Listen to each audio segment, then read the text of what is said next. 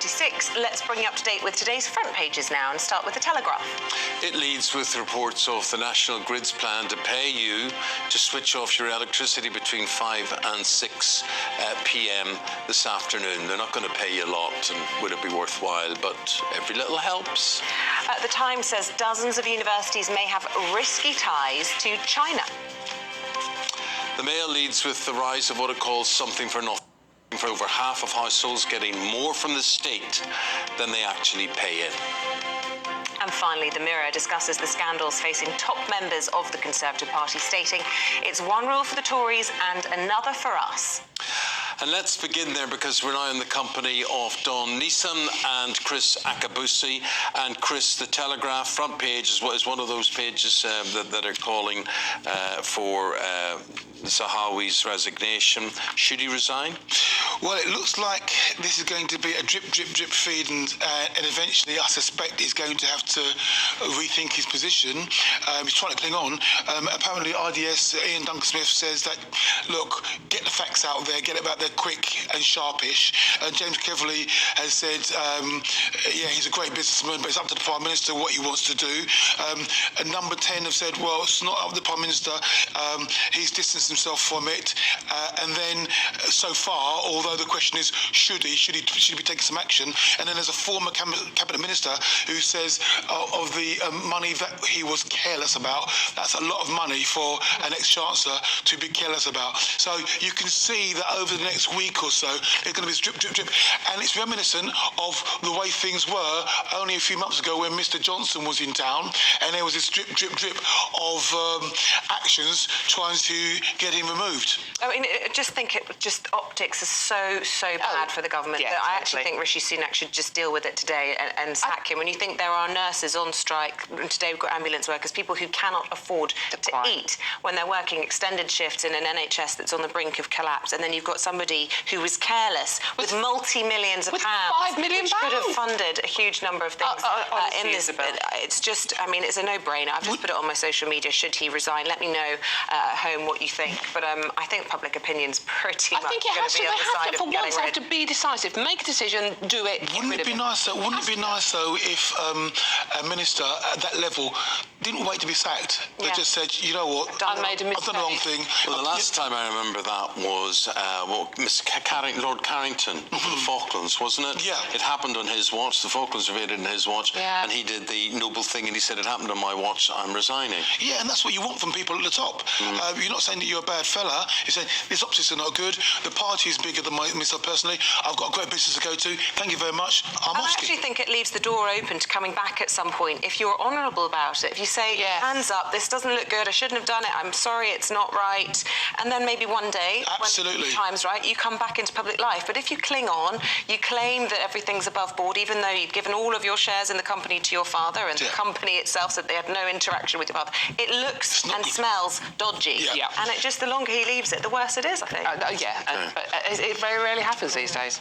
Dawn, we go to the Mail, page 19. The Labour MP should say sorry for shouting at a female colleague over gender. What is the story? Well, as we've just discussed, they don't say sorry, do they? And they don't do the honourable thing. Well, this is, we'll probably all remember last week, this is backbencher Lloyd Russell Moyle, who shouted very aggressively, I thought, incredibly aggressively, at our fellow Labour MP and women's rights campaigner Rosie Duffield.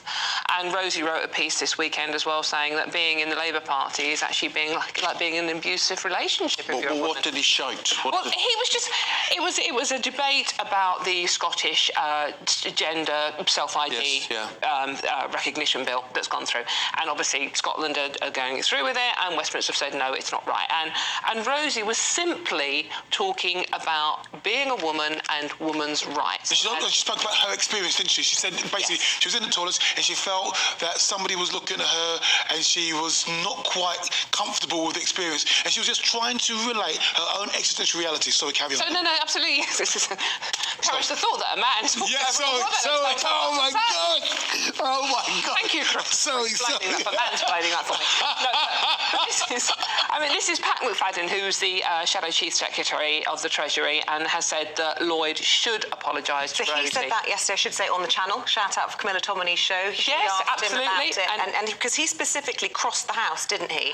And went and sat next to a Conservative MP who'd also been speaking up Miriam Cates, to try and intimidate her. Literally was staring at her. His behaviour was extraordinary. And we actually did ask on this programme the Shadow Attorney General, Emily Thornberry, about it all last week. And her attitude was recollections may vary. What? Everything was fine in the Commons, and I thought it was really shocking. We all saw it. It was just extraordinary. Yeah, I think that's why I'm sorry, because that's what it was so shocking for me to see that at that level, how aggressive. The finger pointing was really aggressive, and if that lady, sorry, I forgot her name, but if that's what if that was her experience in a safe environment like that, wow! Just imagine people outside. Yeah. So that's frightening. Yeah. And it wasn't transphobic. She was talking about being women's a woman. rights. Heaven forbid.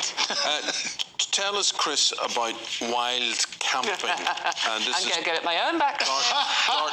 Dartmoor. Yeah, no, it's very interesting. Obviously, I don't know the minutiae, but I live in a beautiful part of the country, and I like walking out in the world. And there's a beauty about being connected to nature and just being able to walk around and just smell the ambience, etc., etc.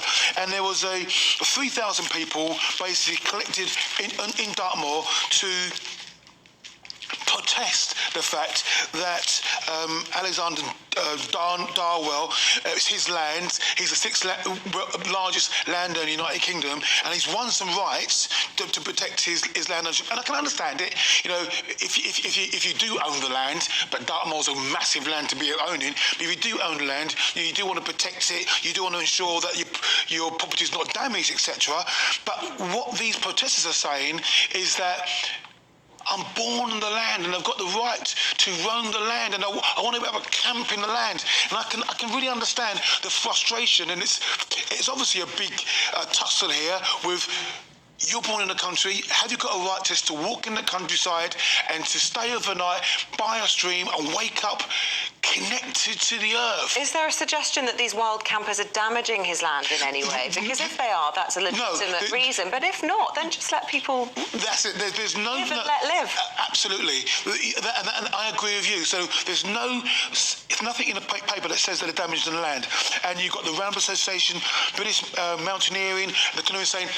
They should have the right, and there's a very strange, slippery slope from people's rights to the permissive agreements, and that's the challenge, and that's what they're mitigating against. Right. Okay, Dawn, in the Times. Because you're a hiker yourself. I am a hiker. We're discussing this story in the green room, and Chris comes out with this amazing story about how he likes to go walking in the woods at night, and his idea. The best bit was his idea of a picnic is a pineapple. No. I'm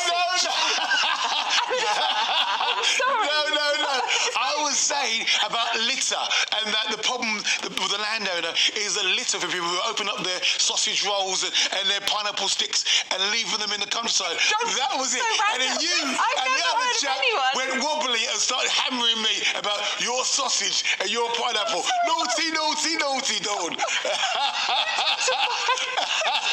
He takes the pineapple to the wood at night. I didn't say that. So, Dawn, in the Times, spring is the new summer holiday period. Absolutely. The travel industry have reported, an incredible start to the year. Bookings are surpassing pre-pandemic levels. Demand for spring and Easter has risen by 47%. And the reason it's because summer holidays, as Isabel was just pointing out, the summer holidays are so expensive for families taking your kids away that it's much cheaper in the low season, and that is why people are actually booking to go spring and Easter time. And Eurocamp in particular, a 400% increase in bookings April to June, and because people are mainly going to France, and northern France in particular, where they can drive, so they can avoid the cost of flying. So in theory, it's good news for the travel industry, which is great. We all need help at the moment, but it's because the cost of living crisis is biting so much that summer holidays are very expensive. Although I just would like to add, you could always go for a walk in the woods with Chris. thanks.